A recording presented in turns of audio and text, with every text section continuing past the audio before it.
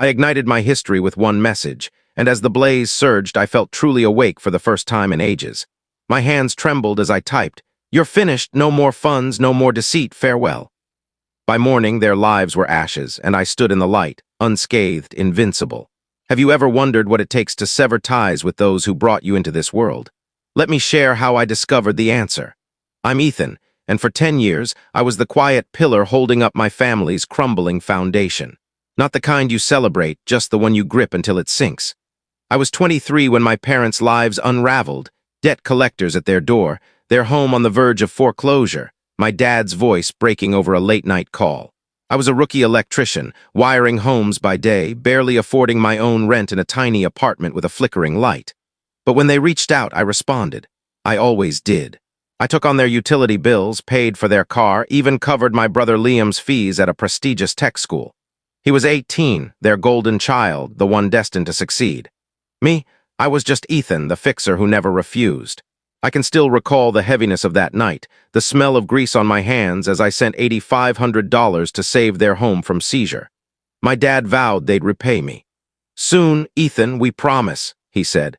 That was 8 years ago. I never saw a cent. Instead, Liam messaged about his grueling exams, then shared videos from Miami nightlife. My parents treated my efforts as their due, as if I owed them my soul for giving me life. But there were cracks, moments that burned like exposed wires, like how my mom's gaze sharpened when I mentioned saving for a car.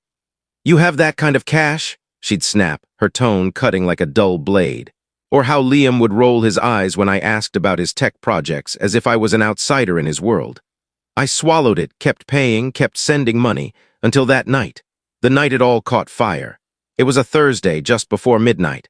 I was cleaning my tools, the metallic scent lingering when my phone buzzed. A group chat message from my dad. "Ethan, we've decided you're no longer part of this family. Don't come around." Liam added a thumbs-up emoji like it was a joke he found amusing. I stood there, my boots scraping the floor, my pulse racing like a live circuit. Something wasn't right. No argument, no explanation, just this. It was like a breaker tripping in the dark. I didn't yell. I didn't call. I leaned against my workbench, staring at the screen, and typed, "Fine. All payments stop now. Phones, car, Liam's tuition, done." I hit send, my heart pounding like a mallet on iron. For 15 minutes, silence. Then the chat erupted. My mom, "Ethan, what are you doing?" "Liam, you're ruining me." My dad, "Fix this before you destroy us." I didn't respond. I logged into every account, phones, car loans, internet, Liam's school portal, and canceled them one by one. My hands moved like they belonged to someone else, someone who'd finally flipped the switch. By 2 a.m., my phone was a tempest. 13 missed calls, voicemails of my dad shouting, Liam complaining, my mom begging. I didn't listen. I opened a soda, the hiss sharp in the stillness, and watched their chaos unfold. They thought they could erase me while thriving on my labor.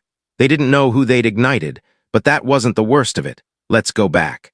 7 years ago, my parents hit rock bottom, foreclosure notices, repo agents lurking, their credit ruined. I was 23, working overtime, but I stepped up. I paid $12,000 to save their home. I put their phone plan in my name when theirs was cut off. I covered Liam's $15,000 a year tuition because they swore he was bound for brilliance. I didn't ask for gratitude. I just sent the money. They promised to pay me back, but those promises faded. Liam started his tech program, never checking in.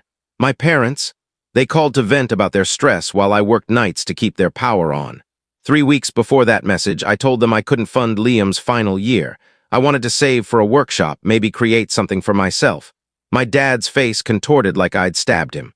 "After all we've done," he growled. My mom added, "You're abandoning Liam, you owe us more." Owe them. I'd given them everything. That's when I started pulling away. I paid a quarter of Liam's tuition, $4,000, and said it was the last. They went silent for 10 days. Then came the message, "You're no longer family." I didn't just stop their payments that night. I started digging. I pulled bank statements, Venmo records, receipts, every dollar I'd sent. It added up to $142,000 over 8 years. My dreams, my nights funneled into their hands. And they'd thumbs-upped my exile. The betrayal wasn't just personal, it was a system rigged to explode. They thought they could take my money and cut me off, but I wasn't done. By morning, their panic buzzed like static. My phone wouldn't stop, texts, calls, voicemails. My mom's voice quivered, "Ethan, you're destroying us, stop this." Liam sent a voice note, his tone sharp. "You're killing my future." I didn't answer. I sat at my desk, a spreadsheet glowing, every payment listed like evidence. The $150 I sent Liam for apps while he partied in Vegas. The $3,000 for their emergency roof repair that somehow bought a new TV. I emailed them the file subject line. You're done, $142,000. Cold, precise, final. My dad's reply came instantly. Let's talk, son. You're better than this.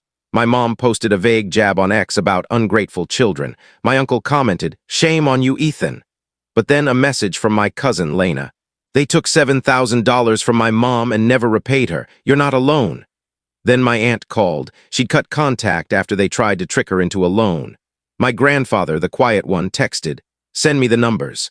I need to know. I did. His response was 4 words, keep going, Ethan. I wasn't unhinged. I wasn't cruel. I was just finished being their lifeline, their safety net, their shadow. But the real detonation was coming. A week later, my phone rang, an unknown number, Seattle area code. I almost ignored it, but something made me pick up. A man's voice, calm and official. I'm with the probate office. We're reviewing your grandfather's estate. My mom's father, gone 6 years. My dad had told me there was no inheritance, just debts. I believed him. I always had. His next words struck like lightning. You were named a beneficiary, but your name was removed. The signature isn't yours. My breath stopped. My dad had forged my name, stripped me from a $35,000 trust. Worse, they'd cashed it out 5 years ago, right when their home got a fancy new kitchen and a patio. They didn't just drain me. They stole from me, lied to my face, and sat across from me like it was nothing. I sent the documents to my lawyer, Harper. He paused, then said, this is fraud. We're building a case. The betrayal wasn't just emotional, it was criminal. My parents' emails poured in desperate. My dad. I didn't know about the trust. My mom. It was a mistake. I thought you didn't want it. Lies crackling like faulty wiring. Liam, silent. But the probate office found his signature on the payout. He'd taken his cut and said nothing. I'm not the villain, but I'm no hero either. I'm just Ethan, the guy who gave everything until there was nothing left. Now their home is mine again. They're out, evicted, their lies exposed in court. The trust is under investigation and they might face charges. I don't care about the money anymore. I care about the truth. They thought they could disconnect me, but I'm the one still wired. If you were me, could you forgive them? Would you? Share your thoughts below. I read everyone. Thanks for listening.